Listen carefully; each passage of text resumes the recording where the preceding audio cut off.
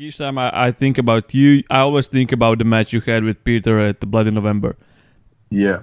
You guys stole the show. That night was like Thank I was you. supposed to wrestle Makai and Zafar after you guys, and I was like, okay, just we can go home now. No need to go out. Yeah, what I remember about that match was the feeling behind it, and the feeling behind it to me was Tihany is so hungry to become a Revolution champ, and you were kinda bigger than it already. It felt to me like you and your character were like, okay, I'm satisfied with the Revolution title, but I want something bigger, and I don't care if I lose it. Kinda.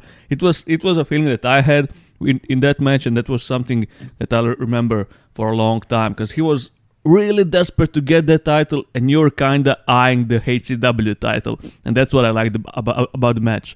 So, can you talk about that match and how did that happen and everything else? Because that was craziness. Of course. It's a good point of view, actually, what you just told. This match, which, in my opinion, this is why it was really good because it was built. It was built for almost a year. So of course we got only 6 shows in ACW, 6 main shows, and there is the Underground on every Monday and the ACW channel. So check it out. But so yeah, it was built whether it was on Underground or on main shows. So there was always like slices of the story that was like put into the shows. And this is why it was great because it was the top. That was the point of the eye, that match. And so this was the kind of wrestling which is I really don't like nowadays because we didn't sell too much and just do some stuff, but it was emotional. This is why it worked. This is why it worked. So the story, it was like really easy. If you just think about it, that was the bad guy and the super good guy, the John Cena guy, that was Peter, and he was really built up to be a Revolution champion. This is why it works so well. And I was the last Occupy in front of him. And this is why it was like a war. So everybody, if we are talking about this match with anybody, they mention it was a war.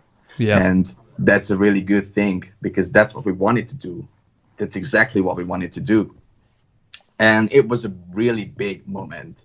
So there were like thumbtacks and glasses and stuff on the ground. And the ref didn't even touch the canvas. So that was the 3 count at the end. Because like he was even wearing gloves, but he didn't touch the canvas. Boom, boom, 1, 2, 3 without touching. You can see it on the video, but it didn't matter. It didn't matter. So the whole arena blew up, and that was the point. And that there is a moment. I don't think that I'm breaking kayfabe or kayfabe. I don't think it really exists nowadays. That you can see on the video as well from the hard cam that after the match, like I just grabbed his hand and tell him I love you. I love you, bro. That was like really, really wicked. I love you, and something like that. And like I rolled out, and the ring was all his, and just like celebration. That's what wrestling. Woo! Fuck, dude.